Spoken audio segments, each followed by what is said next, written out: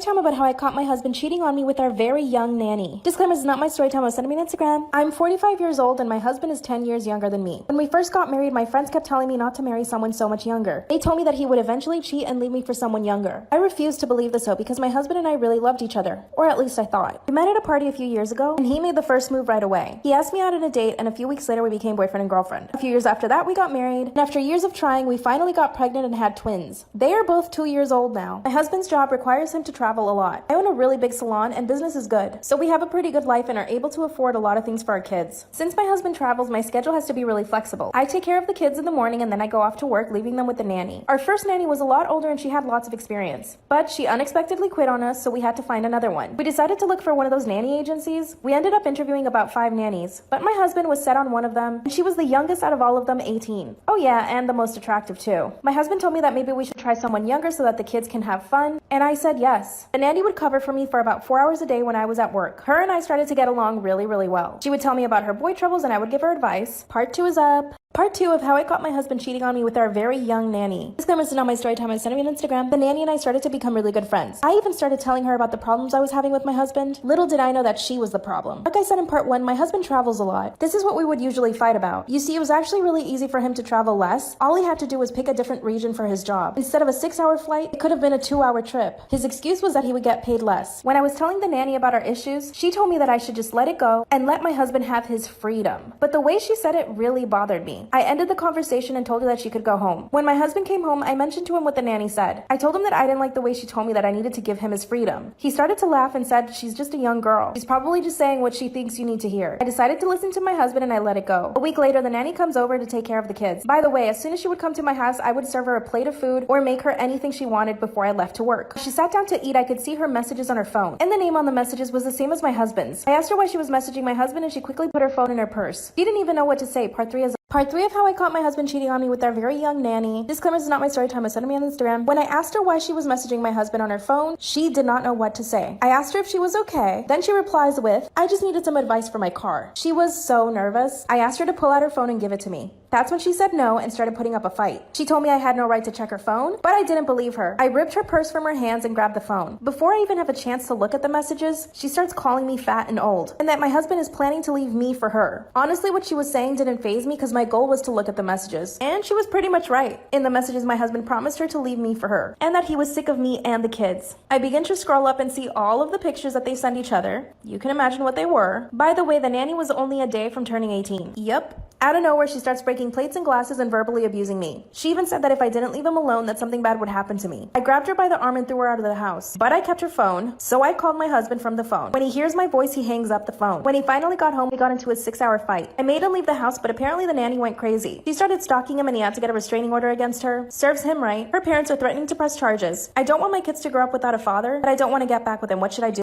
This is why you shouldn't let just anybody around your kids. Wear a mask while you watch this story time. I promise you're gonna want to. So when I was around 15 years old, I started doing really bad in school. My parents were really poor and my dream was to go to college, so I needed to work my ass off so I could get a scholarship. But with how my grades were looking, it did not seem like I was gonna get one. My school offered after school tutoring classes, so I started taking them. Just in case I didn't get that scholarship, my parents started working late hours so they could pay for my college. They also hired a part-time babysitter / housekeeper. Mind you, my parents worked all day until super late at night. Her job was to arrive after we all left to clean up the messes that we didn't have time to clean up in the morning or the night before. Then she was supposed to pick me up from my tutoring classes, stay at the house and watch me until my bedtime, which was about 9 p.m. Then she was supposed to leave. But one day we were sitting at the kitchen table eating breakfast and we all catch a drift of this terrible smell. My dad finds out that the smell is coming from the basement. As soon as you open the door, the smell just hits you in the face. We all go down there to check where the smell's coming from. We see a pile of human feces. Laying next to it is my babysitter. Part 2 of why you should never let just anybody around your kids. So we go to check out the smell in the basement. And there my babysitter is, laying next to a pile of her own shit. My parents wake her up and everyone's covering their mouth and nose with our shirt. I go upstairs because the smell. I let my parents deal with that shit. Literally. I hear my dad yelling at her and telling her to get out. She explains that she used to be a full-time nanny and she has nowhere else to go because they kicked her out. If she was shitting on the floor, who the fuck wouldn't kick her out? She says she did that because she gets really bad anxiety at night and can't go upstairs or we would hear her and wake up. because you have anxiety does not give you the right to shit on the floor. I have anxiety. Do you see me shitting on the floor? So my parents kick her out anyways, like any reasonable person would. And we thought that was the last that we were gonna see of her. But one night at like 2 a.m. in the morning, I hear a tapping on my window. So I wake up and there's my babysitter staring at me through my window. She looks sad and she like motions for me to let her in. I'm looking at her like, the fuck no? And so that sadness quickly turns to anger and she starts banging on my window. Part 3 of why you shouldn't let just anybody around your kids. Like I said, my stalker ass babysitter is banging on my window at 2 a.m. in the morning. And so I quickly go to get my parents because what if she breaks that shit and breaks in? Once I leave my room, I hear the banging stop, but I still go to tell my parents what just happened. My dad calls the police and they check around the area and she's nowhere to be found. The smell goes away, we don't see her anymore, so we think everything's good now. But one day my mom texts me and tells me that she left me a tray of cookies on the dining table for when I get back from tutoring. Well, I didn't see any cookies or a tray. When my mom gets home, she wakes me up and asks me where I put the tray. I told her that I didn't even see the tray of cookies. So my mom tries looking for the tray because she needs it for when she cooks. She never finds it. Mind you, my family like never goes to our basement. But one day my dad needs some tools to help fix his buddy's car. He also notices that the tray we were looking for is in the basement. We're all freaked out at this point because our babysitter was secretly living in our house. Now things are going missing and being misplaced. And after looking around for any suspicion that she might have been there again, we notice a broken lock in the window of our basement. Part 4 of why you shouldn't let just anybody around your kids. So after putting 2 and 2 together and realizing that my babysitter had been sneaking into our house through our basement window, and also noticing that things have been going missing, we call the police and report her because it was just so obviously her. She did not do a good job at all at covering her tracks. When the police look her up, they say she has no criminal record and that she's not enlisted in any housing. So she was homeless. So my parents go ahead and fix the lock on our basement window. I'm guessing once she found out that she couldn't get in anymore, she stopped trying. So afterwards, my parents stopped working as much and I got a friend to start dropping me off at home after my tutoring classes. Once I would get home, I would do all the cleaning just to help my parents out, so then they could keep working their long hours so I could go to college. My parents were kind of iffy about leaving me at home by myself. Child, I could fight. So everything was good and we never saw her again. Am I wrong for asking my boyfriend to charge his family member for fraud? Backstory. I, 27 female, and my boyfriend, 34 male, have been together for 5 years and have worked really hard to save for a house. The house won't be built until the end of 2022. Last week, we received some shocking news when my boyfriend's credit score came back as being bad. There was activity on the statement that was 100% not his and a credit card that has gone into default over the last 6 months. This credit card was originally my boyfriend's, but he swears he closed the account and canceled the card in mid-2019. Long story short, we discovered that a family member that was living with him a few years ago had gotten a hold of the card at some point and has been using the card on and off since 2019. They defaulted on payments in early 2020, but paid this off, then defaulted again in December of last year, and the account is still in default with over $5,000 in owed charges and late fees. The family member had diverted these to their address. My boyfriend had zero knowledge of this as he hasn't had access to the account after he closed it and hasn't been receiving statements or notices from the bank. We are now unable to successfully apply for a bank loan for our house as they won't lend to my boyfriend with his credit the way it is. Our options are to 1. Proceed with fraud investigations and charges in the family member allowing us to prove this is no fault of my boyfriend's and successfully secure the loan. 2. Boyfriend pays the debt and we wait at least 2 years from the payoff date for his credit to regain some loss. Option 2 sets us back at least 3 years in starting a family and our lives as homeowners. This will also not allow my boyfriend to secure a bank loan to start up his own business he's been dreaming of starting for a few years. This has devastated us and put a massive delay in our plans. My boyfriend doesn't like conflict and is going with option 2. He isn't even planning on mentioning anything to the family member. He wants it all to go away and thinks this family member is going through a rough time. I want my boyfriend to proceed with fraud charges and investigation. We have worked too hard to not have our dream house and him owning his own business. So am I the asshole for pushing my opinion on my boyfriend? He said you're both working hard. Why can't you use your credit? If you're saying you guys both work hard, you have all this money, you're 27. You don't got the credit to get a house. I don't think you get it really choice. You don't get to push it. It's not your credit. He said no. Khalas, done. Sucks. I know people get mad at me for this, but that's how I feel. Am I wrong for refusing to attend an apology dinner after my mother-in-law called me a bad mother at my son's funeral? I lost my son to congenital heart disease and he did not survive the open heart surgery at the age of 1 year and 6 months. He was the greatest blessing I had in my life. Everyone kept telling me things will get easier with time. I know that no matter how much time goes by, I'll still be missing my baby and everything sweet about him. Mother-in-law and I were in constant conflict. Things had always been bad between us, but in those months we reached our limit. She kept getting involved in my son's treatment and criticized every decision I made, claiming I didn't know how to handle my son's illness. We went low contact, but she kept causing issues occasionally. My husband was torn between our son's illness and his mother's issues. When my son passed away, she came to the funeral and caused a scene by arguing with me, knowing I had no energy for it. She used the fact that everyone was there so she could say it was my fault my son was born sick and I didn't take care of him properly, and that I didn't listen to her when suggested other ways to treat his condition, and that I was the one who took their grandchild away from them and caused them heartache. She then loudly called me a bad mother. I had no idea how I kept my composure and kept standing on both feet. She then went to tell everyone I kicked her out as a way to hurt her feelings and lied that I convinced my husband to ban her from visiting her grandson's grave. My husband later sent his side of the family an email talking about my mother-in-law's behavior during and after our son's illness and telling them he will no longer be seeing her. That had the family criticizing us, saying mother-in-law was just trying to do what was best for her grandbaby and called us selfish for assuming we're the only ones struggling with this tragedy. We haven't seen his mom in 1 year and 8 months. I'm now 3 months pregnant. No one knew, only my sister-in-law, but word got out. A week later, I had family members saying I was invited to a dinner hosted by my mother-in-law so she could both apologize in front of the whole family and settle this issue before the baby's born. They said mother-in-law was regretful and offered to financially provide for her grandbaby, and they want to see that. I refused, but my husband surprisingly wants me to go. I had his grandparents calling me, telling me that I'm a person with a good heart and forgiveness is something that I'm capable of giving. I told them I'll never be sitting at the same table with the person who called me a bad mother at my child's funeral. I still remember it vividly till this very day. My sister said this change of heart from mother-in-law is probably for the new baby. It could be, but I insisted I won't come. They're saying I'm making it hard for everyone to move on and past this unresolved pain and should really go. So, should I?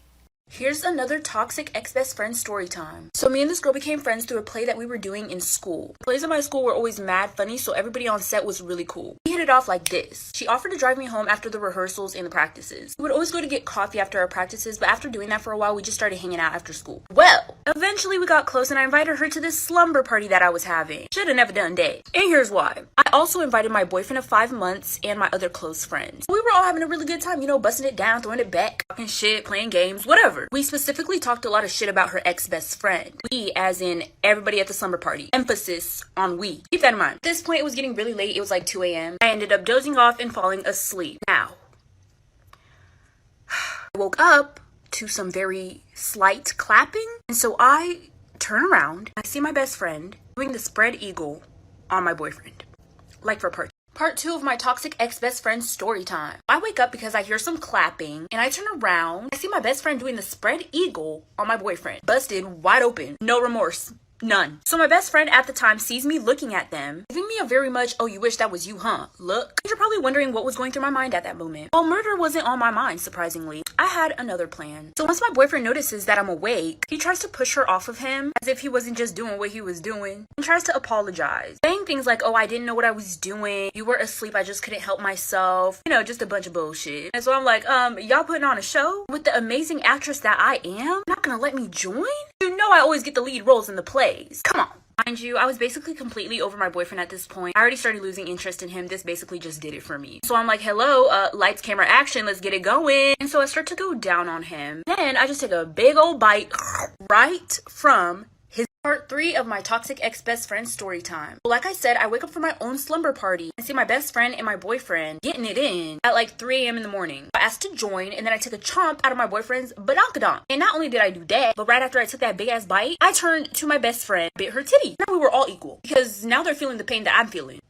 So now my boyfriend's mad. My best friend is crying. And I can't lie, I loved to see it. The tears rolling down her face was just, there's something about it. It just made me want to. Anywho, obviously I kicked them out of my house. I need to realize that I had bought my boyfriend a gift. It was over like $500 and I wanted that shit back. So I pulled up to his house and his mom answered the door. So I'm like, how you doing, Miss Judge Lynn Toller? I am here to get my money from this man. He did end up giving me back the gift. Getting a lot of texts from my best friend at the time. She was just trying to apologize, trying to make it seem like she really felt bad or something. After I completely ignored her and left her on red, she went ahead and posted a video of her on top of my boyfriend. You can see me sleeping next to them in the video. Part 4 of my toxic ex-best friend story time. So like I said, I kicked my boyfriend out and my best friend out after I saw them sleeping together at my slumber party. One day I started getting flooded with texts and then I get sent a video that my best friend posted of her on top of my boyfriend and you can see me sleeping in the video right next to them. Obviously I was 1, embarrassed, and 2, thinking of an escape plan for when I have to escape from jail. I'm just kidding. I wanted to be petty, but I decided to take the smarter route instead. I didn't even bother texting her or saying anything to her at all. I screenshotted all the videos that she was posting from her account. Not to mention she captioned it, couldn't even keep your man, sis. Didn't even want him. Anywho, we also posted a video of a voice recording of us all talking shit about her ex-best friend. All of us were talking shit, but she said in the caption that it was just me. Well, my other close friends were there and they vouched for me that it wasn't just me. So she just looked dumb. And I just ended up telling the school what happened. I brought other people who saw what happened for proof, because having the pictures on my phone would get me in trouble. And so she ended up getting expelled and got charged for having and spreading child pornography. Am I wrong for making a joke about my brother's affair at his wedding? When I was in elementary school, I was the type of kid who got disrupted class often on the report card, so I never focused much on school. My district had this system where they would pair high school students with younger kids to help them with their school, etc. And my mom made me do that after I kept getting in trouble. So my tutor was a freshman, Abby, so she would come to our house after school to help me with my homework or something. My brother John was the same age as Abby, so they would talk to each other and ended up dating. She stopped tutoring me officially after like a month, but since she was at our house a lot, I also talked to Abby a lot and we were close. Fast forward 10 years. Abby and John got married and had a kid together. 5 years later, John tells me that he's getting a divorce because he's met someone new. It sucked because I like John and Abby together a lot, but whatever. Then he tells me he had an affair with his new girlfriend. Also sucks, but I told him he shouldn't have hurt Abby like that, but whatever. I also asked Abby how she was doing, and she wasn't doing well, but she told me she didn't want her to be the reason I have a bad relationship with my brother. However, 2 months before my wedding, Abby calls me and tells me that my brother's girlfriend has been harassing her nonstop. She showed me the text, and his girlfriend has been saying some pretty disturbing things about how she's so much better than Abby, taunting Abby for having to share custody of her kid now, just making fun of her and bullying her. I told my brother about this, and he said he would ask his girlfriend about it. A month later, I asked him if he ever brought it up, and he said he did, but saw nothing wrong with the text, which pissed me off. I later confirmed that he saw the same text I saw. Abby apologized for involving me in the whole thing in the first place and encouraged me to still go to the wedding, where my brother asked me to make a speech. The speech went well until I made a joke. The gist of the joke was me turning to his new wife and telling her that if she's learned anything from this, she should know that my brother will never let his wife stop him from finding the love of his life. I like that. That's a really good joke. Yo, high five. I love it. This got my brother and his wife really mad, and they kicked me out shortly after. And my brother has been calling and texting me nonstop, yelling at me. So, am I the asshole here? I think, honestly, this is like one of the only acceptable asshole posts I've ever read.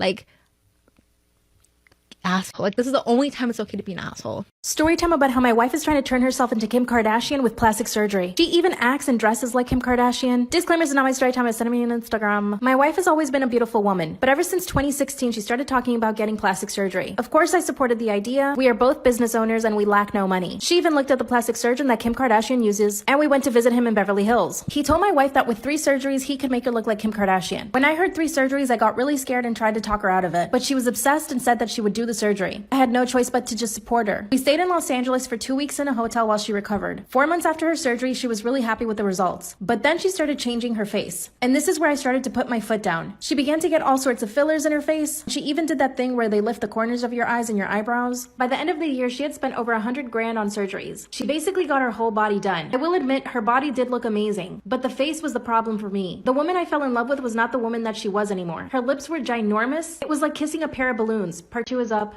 Part 2 of how my wife is trying to turn herself into Kim Kardashian with plastic surgery. Disclaimers is not my story time. Send me on Instagram. After she started getting all the fillers to her face, it really changed and she did look different. And I didn't like it. Her lips were way too big. It got to the point where I was actually embarrassed to take her around my parents' house. Like I said in part 1, her body looked amazing, but her face just wasn't it. I told my parents about how I felt, and they told me I should just be honest with her. So I explained to my wife that I didn't like her new face. I asked her if she could get some of the filler dissolved, not all of it, and she totally flipped out. She said I was being selfish and insensitive, so I had to drop the conversation. But things started to get even worse. She started getting a lot of attention from men. Everywhere we'd go, guys would stare at her, and she would constantly get hit on, even in front of me. I'm not the type of guy to get into fights like that, but I was really close sometimes. Like I said, she also started dressing like Kim Kardashian. She would buy all the clothes from Skims, and she would basically wear lingerie out to dinner. I asked her if she could put on a jacket once, and she told me that I didn't understand her fashion. This is when she also started posting a lot to Instagram. Her Instagram was growing really quickly, and all she kept posting were thirst traps. Once again, I asked her if she could take down some of her posts, but she said no. She obviously enjoyed all the attention, and this made me really insecure. I asked her if there was something that was lacking in our relationship, but of course she said no. One day she got a DM from a very famous athlete asking her to go out. She joked about having an open relationship and how much better her life would be if she was single. This cut me deep. Part 3 is up. Part 3 of how my wife is trying to turn herself into Kim Kardashian with plastic surgery. Disclaimers are not my story time. Send me on Instagram. After she started getting DMs from all these athletes, my insecurity got so bad that I asked her to close her Instagram. Then one day out of nowhere, she asked me if we could have an open relationship. Of course I said no. Then she threw a tantrum and told me that all her surgery would go to waste if she wasn't able to date other men, especially all the famous people that were sliding into her DMs. I couldn't believe what she was saying. I felt like I had to agree to the open relationship, otherwise she would leave me. Now she goes on dates with all these athletes. One of them even flew her out to New York. My parents and family want me to get a divorce, but I don't want to. to. I still love her, and after all, she's my wife. Now she's even buying all the designer clothes that Kim Kardashian posts on her Instagram. If you looked at her Instagram, you'd think you were looking at Kim Kardashian. A few days ago, she ripped my heart out by telling me that she didn't want children. She had worked too hard and paid too much money for her body, and she didn't want to ruin it now. That's when I grabbed her phone and took it away from her. I locked myself in the bathroom and deleted her Instagram account. I even deleted all the male contacts in her phone. I told her I'd cut her off financially if she doesn't start behaving again. My family thinks I'm becoming too obsessed with her, but I don't want to let her go. Now she's not talking to me because of the whole Instagram thing. I also threw away all of her Skims clothes. Part of me thinks I should just let her do whatever she wants and still stay with her. I love her too much. What should I do? Storytime how two girls at my school were pregnant by the same guy. Let's get into it. So there was this one girl that went to my school. Let's call her Nami. Nami was the definition of problematic. She beat up everybody. Talked the most shit because she knew she could back it up. Yeah, my good sis Nami, she wasn't strong. She was strong. Another thing about her is that she was the plug for everything. She had chargers. She had food. She was the plug for everybody. There was this one really popular boy at our school. He was like the finest boy at our school. Now, mind you, Nami was not that cute. But he started messing with Nami and everybody knew that he was playing her. She swore up and down that everybody was just mad. That everybody was just a hater. He was a player and a heartbreaker, child. We knew what was up. Well, rumors started going around that Nami was pregnant. But she never confirmed it until she got word that that popular guy that she was messing with another girl. Well, rumors started going around that that girl was pregnant too. Nami was not having it. She took it upon herself to start going off on her Instagram story. Started posting receipts. And I have some of these posts on my Instagram story, so make sure to go check it out. In one post, she confirmed that she was pregnant. She also said she was gonna beat up that girl the next day. They had to call the ambulance, y'all, like for part 2. Part 2 of how two girls at my school were pregnant by the same guy. Let's jump right into it. So like I said, Nami was going off on her Instagram story, confirmed that she was pregnant. I have some more of the receipts on my Instagram story, so make sure to go check it out. She said that she was gonna beat up that other girl that her man was messing with the next day. The next day came, babes, it came. Baby, I was just walking the second period and I see Nami. Drop her shit and start swinging. She's going crazy. When I tell y'all this girl can fight, well, the other girl got beat up pretty bad and they had to call an ambulance. Multiple ambulances. And apparently that girl was pregnant, but she ended up losing her baby in the fight. You have the video of this fight. I can't post it because I don't want Nami to come for me, but also because it's graphic because the other girl lost her baby during that fight. Things only got worse from there. So apparently this complete other girl was also pregnant by Nami's man. And Nami was not having it. Since Nami got expelled because she beat up that other girl so bad, she pulled up to this new girl's house. This is where things get insane. Like for part 3. Part 3 of how two girls in my school were pregnant by the same guy. So like I said, Nami got word that this other girl was pregnant by her boyfriend too. She pulled up to this girl's house and whooped her ass too. That girl didn't lose her baby, but turns out it wasn't even Nami's boyfriend's baby. It was somebody else's baby. Hopefully that girl was okay, everything was fine. Well, after that, Nami just like disappeared for a while. Everyone was confused. We were like, where the fuck is Nami? She talks shit every single day. People even got a hold of her friends and her friends didn't know where she was at either. She wasn't posting on social media. Literally nobody was in contact with her. She just went ghost. Well, eventually, apparently she had a fallout with her best friend. And her best friend felt that she was done dirty by Nami. So, she took it upon herself to start spilling some tea on her Instagram story. She let everybody know why Nami went ghost. She said Nami told all of her friends to keep this a secret. She wasn't going to keep it a secret no more because that ain't her friend no more. She said Nami was too embarrassed to come back to social media because she had gotten into a car crash and lost her baby. This is the true story of the Nutcracker. We've all heard of this story. Some might have even gone to see it live, but the true story is very horrifying. It starts with a young girl named Marie. She receives a nutcracker for Christmas, which her brother breaks trying to crack a particularly large nut. She patches the doll up with some ribbon from her dress until her clockmaker godfather can properly fix it up. That night, while everyone's asleep, Marie sneaks back downstairs to be with the nutcracker. But as the clock strikes midnight, things go from a mildly creepy doll obsession to a full-blown horror movie. Rats pile up into the house from nowhere, led by the 7-headed Mouse King. Yeah, a mouse with 7 heads. Then Marie herself is shrunken into a mouse size. It gets crazier. Like for part 2. This is the true story of the Nutcracker part 2. Okay, so boom, like I said, Marie herself shrunk into a mouse's size after rats piled up everywhere, led by a 7-headed Mouse King. But lucky for Marie, the other dolls, which were soldiers, sprang to life and started battling the rats. And the soldiers are led by none other than the Nutcracker. It doesn't go too well for the dolls until Marie takes off her slipper and chucks it at the Mouse King, distracting him long enough for the Nutcracker to kill him. Marie passed out, and when she wakes up normal sized, the room is a complete mess. And there are 7 tiny crowns scattered around her. Years later, Marie professes her love for the Nutcracker and that night finds herself doll size again. But this time it's permanent and she spends the rest of her life living with the Nutcracker. Story time on how I cheated on my husband with his son. Okay, so boom, let's get right into it. So I met my husband at my job where we quickly fell in love, got married, and the rest is history. My husband had a child from a previous relationship who was 17 years old. By the way, I'm 27 and my husband is 34. My husband was really great at his job, but he started treating me really bad. He was always working and had me stay home because he wanted to be the provider. He also bought food for me when I was hungry since I don't cook, but sometimes it would just be food that I didn't want. Before he leaves, he kisses me and makes breakfast for the house as if that's going to make anything better, and only spends time with me on his one day off. It's ridiculous. Well, I started spending a lot more time with my stepson and we became really close. I started feeling something real between us, and my husband was being horrible. So I made my move. Like for part two on how I cheated on my husband with his son. Okay, so boom, like I said, my husband was treating me horribly, so I made my move. I started feeling something real between me and my stepson. We watched movies together, we went grocery shopping together, and plain just enjoyed each other's company. I felt something real between us, and I know he did too. One day, once again, while my husband was at work, my stepson and I started watching a Netflix movie. I thought it was the perfect time to just go for it. He was laughing at one of the scenes and I just took his face and I kissed him. He jumped up and pushed me and said, "Whoa, why the did you go and just do that?" Then I said, "I thought..."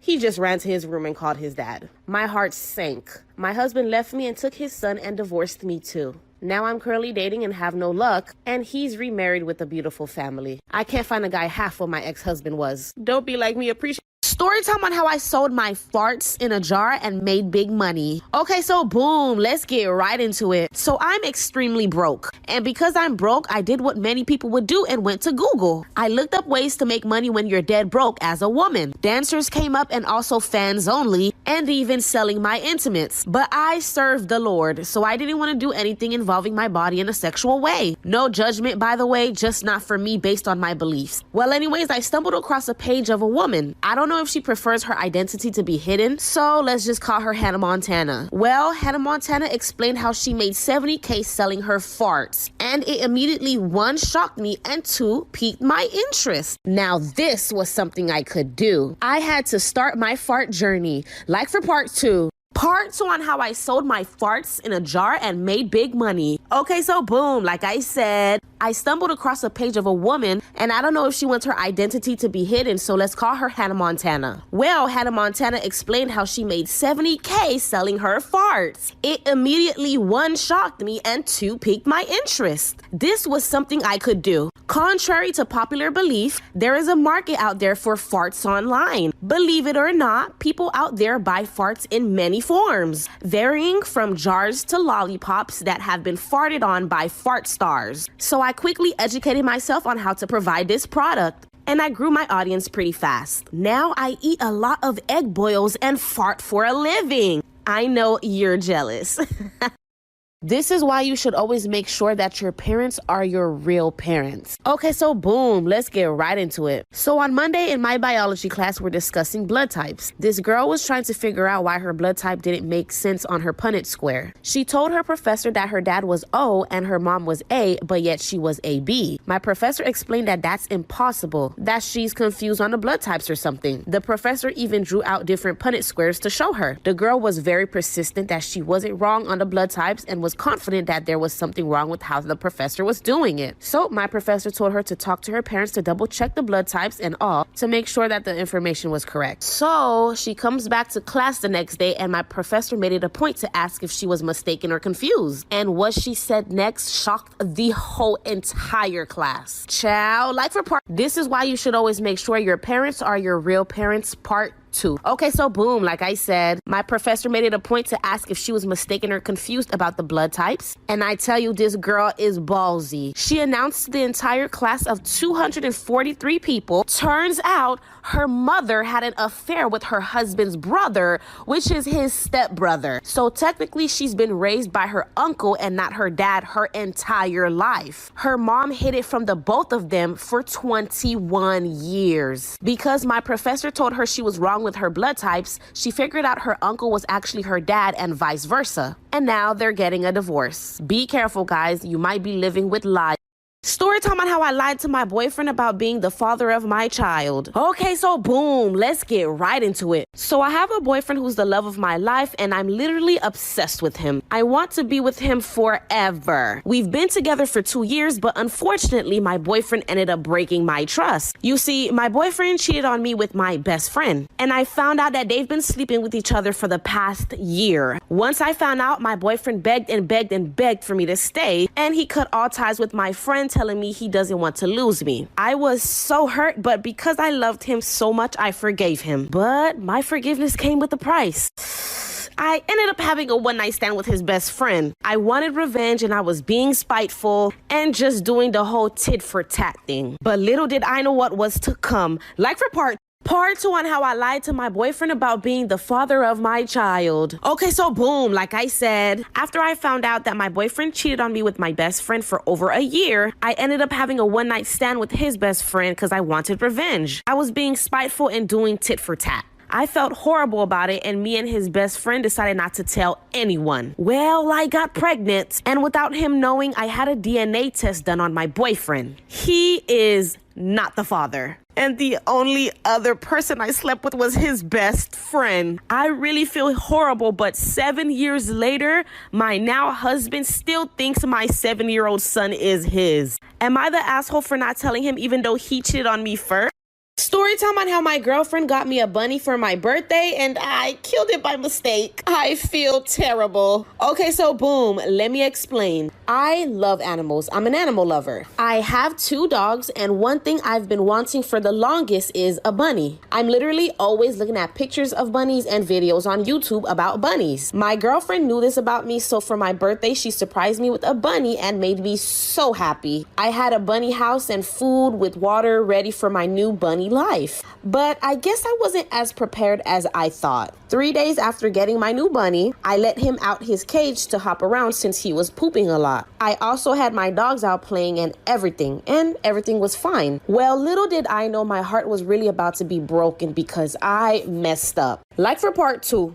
Part 2 on how my girlfriend got me a bunny for my birthday and I killed it by mistake. Okay, so boom, like I said, 3 days after getting my new bunny, I let him out his cage because he was pooping a lot. I put him in my backyard alongside with my 2 dogs. He was hopping and my dogs were playing and everything was fine until my dog had a grass seed between his paws and I started taking it out. Once I was done, I looked for my bunny and I couldn't find him. My heart sank and I started panicking. I went to the front of my house where the road was, and I seen my bunny completely flattened on the road. He was ran over by a car while I was paying attention to my dog. I cried, bagged him up, and buried him, and I didn't even have a chance to name him yet. I feel like literal trash. Should I tell my girlfriend or should I just move on and do better in the future? Comment. Story time on how my husband slept with my daughter. Okay, so boom, let's get right into it. So I'm 38 and I'm married to my husband who is 40. I have a daughter who's 16, but it was from a previous marriage and not my current husband. We currently don't have any kids together. Well, I like to say my relationship with my daughter is healthy, but she's very spoiled. I try to set boundaries and work ethic into my daughter, but my husband always gets in the way of that and ends up making me do whatever my daughter says. At first, I thought it was just my husband really stepping into that stepfather role, but then it became weird. My husband and daughter would plan things without me and be gone for long periods of time. My daughter started being really mean to me and tells me how I'm old and she's young and full of life. My husband would never defend me when I would tell my daughter that's wrong for her to say. After all the sneaking and weird behavior, I decided to set my husband and daughter up. I promise you, what I found out was the last thing I could have ever imagined.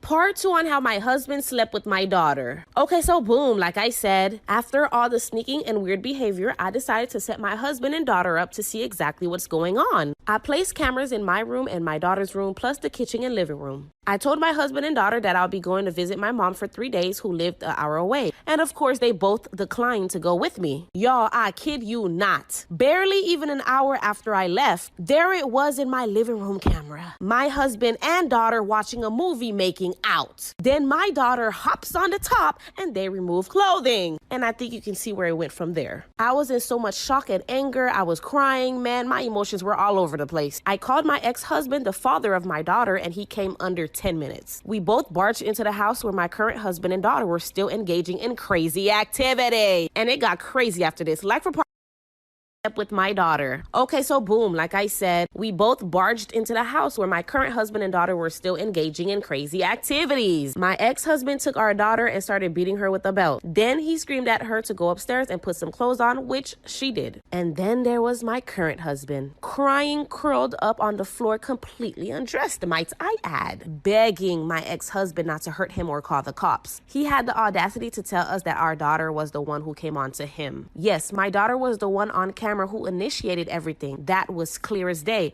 But you as an adult who is married should know better than to partake in anything with a minor, let alone your wife's child. I got a divorce immediately, but unfortunately my husband faced no jail time. And since my daughter wanted to be grown and follow him and tell me she hates me and that's why I can't keep a husband, both me and her father disowned her. She can go be grown on her own. Karma came pretty quick because he ended up passing away from an illness, and he cheated and had a baby with another woman while with my daughter, who also had a kid by him. It was just embarrassing and messy. My daughter begged for my forgiveness, but I just couldn't do it. She's okay with her dad now, but my daughter having a kid and my grandchild with my ex-husband is just something I currently can't get past. What do you think? Am I wrong for that? Should I give my daughter a second chance? Comment below.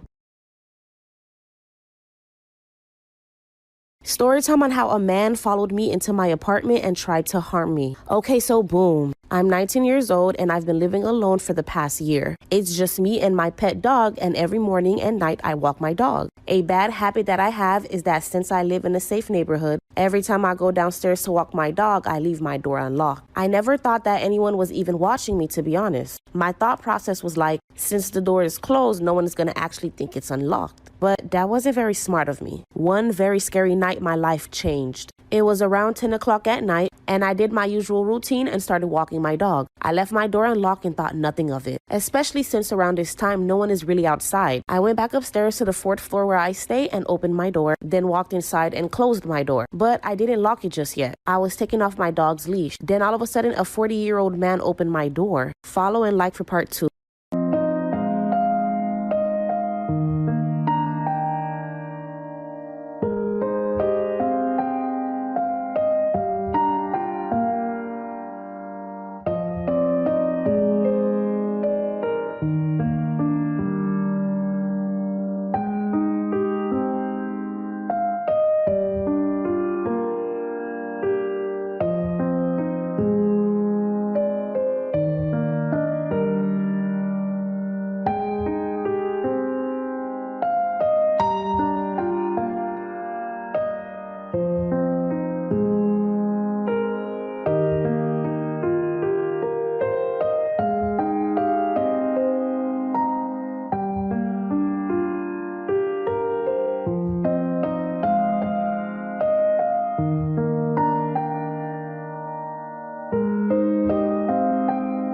Part 2 on how a man followed me into my apartment and tried to harm me. Okay, so boom, like I said, I was taking off my dog's leash, and because I left the door unlocked, a 40-year-old man just opened my door. At this point, I was at a distance from the door and closer to my bedroom. My dog started barking, and then I said, "Excuse me, what are you doing?" But I did say it in fear. Then the man took a step in my door and said, "I just want to talk." My door was still slightly open, but more closed, and he was fully into my home at this point. He told me to go into my room and be quiet, or else he would use his weapon. He had a gun. I didn't want him to do anything to me, so I listened. But I had hope because I also had my boyfriend's gun in my room. My boyfriend leaves it there so I can protect myself. I never thought I would have to use it, but I'm glad my boyfriend thought of my safety, regardless of what I said. I walked to my room shaking with him about 10 steps behind me. As soon as I walked in, I grabbed the gun, turned around, and shot him. Like for Part 3 on how a man followed me into my apartment and tried to harm me. Okay, so boom, like I said, I walked to my room shaking as he was 10 steps behind me. I told my dog to heel because I didn't want this man to harm my dog either. As soon as I walked into my room, I took the gun and shot him. The man fell to the ground and so did his weapon. I turned on the lights and shot him right in the stomach around here on his side. My neighbors all came out after the shot and we all called the cops. They got there pretty fast. And my boyfriend stayed with me for 3 months every day after that. They did an investigation and looked at the cameras. Turned out that he'd been stalking me the whole time. He knew my habits and planned to get me at the right time. Even if you feel alone, someone can be watching. I'm grateful for my boyfriend for leaving his weapon with me. He has like 3, but leaving one with me saved my life. Who knows what would have happened to me had I not shot this man. The shot missed his abdominal muscle, so he lived, but it's going to be a sad life. Like and follow for part 4 to find out what happened. Part 4 on how a man followed me into my apartment and tried to harm me. Okay, so boom, like I said, he knew all my habits and planned to get me at the right time. You never know who's watching you, even if you feel alone. The shot missed his abdominal muscle, so he lived. But it's going to be a sad life. The doctor said that his injury looks like eventually it would lead to death. And even if it doesn't, he will be very weak and fragile. So he couldn't hurt anyone even if he wanted to. But until then, he will be in jail. So no matter how safe you feel, make sure you are protecting yourself. And don't be like me doing stupid things like leaving your door unlocked. It takes 2 seconds to lock your door, and that could be the difference from life or death. Stay safe, guys, both men and women.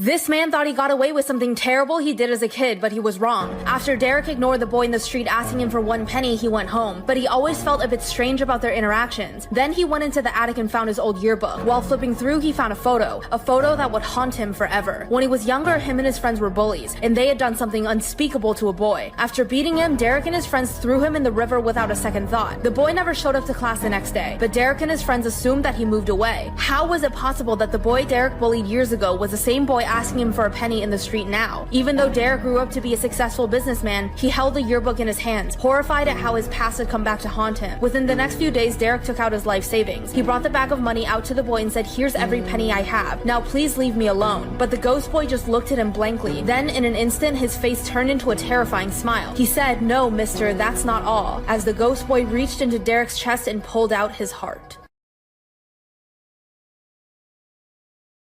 This is why you should never call your own number. So this is a creepypasta that I heard that is definitely really creepy. They say that you should never answer your phone if it's your own number calling you, because once you do, the game begins and you can't get out of it. So if you ignore the call, you're totally fine. But some people are curious and need to know who's on the other end. Basically, if you answer it, whatever you say into the phone, your own voice will say back to you. So if you say, "Hi, who is this?" you'll hear, "Hi, who is this?" But what you don't know is that as long as you stay on the phone, your doppelganger is coming for you. It can track your location as long as you're speaking to it. So there are stories on the internet about people's doppelgangers arriving at their front door or peering through their bedroom windows. And basically your doppelganger wants to take over your life. This kind of reminds me of the movie Us. Anybody else? And no one will know you are gone when they replace you. So don't call your own number, don't answer. When I was in 4th grade, I started becoming friends with this girl, Maddie. She was the coolest girl in the grade. Everyone loved her. She wasn't a mean, popular girl, though. She was really nice. One day, Maddie invited me over for a sleepover, and I, of course, said yes. So I'm at Maddie's house. We're having a great time. But one thing I didn't tell Maddie is that I'm slightly lactose intolerant, and her dad made 3-cheese macaroni that night for dinner. But I was too nervous to say anything, so I ate the entire bowl. And then we started watching a movie, and I'm really not feeling good. So I go to the bathroom, and I take a huge shit. But for some reason, the toilet isn't flushing. It's not clogged, but you just can't flush. So I panic. I look through her bathroom cabinets, and I find Ziploc bags. I reach into the toilet and I take my shit out and I put it in the Ziploc bag and then I throw it out the window. A few weeks later in school, Maddie tells me that her mom is worried they have a peeping Tom coming to their house trying to scare them. Her mom called the police and asked them to keep an eye on her street. And when I asked Maddie why her mom thought that, she said, "Well, it's pretty gross, but he pooped in a Ziploc bag and threw it at her rose bushes." Maddie said my mom's really upset because the rose bushes are where my mom put my grandma's ashes. I was like, "Oh yeah, that's super scary. Hopefully they find the guy who did that. And hopefully Maddie never sees